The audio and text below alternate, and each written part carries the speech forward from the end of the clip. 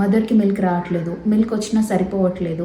ఇలాంటి common myths, excessive stress వల్ల ఇంకా మిల్క్ ప్రొడక్షన్ అనేది తగ్గిపోతుంది. So new mothers first of all be happy, stay hydrated.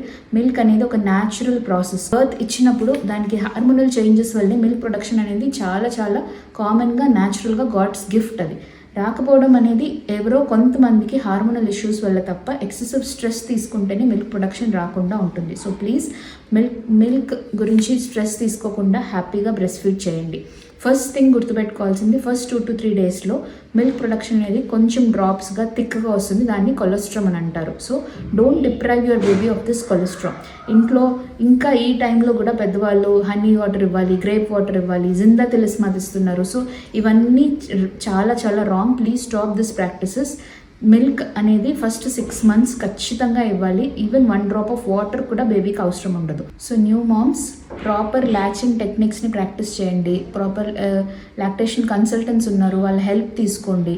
అంతేగాని మీరు స్ట్రెస్ అయిపోతే ఖచ్చితంగా మిల్క్ ప్రొడక్షన్ అనేది తగ్గిపోతుంది. If you have any doubts regarding breast feeding, please comment, will answer.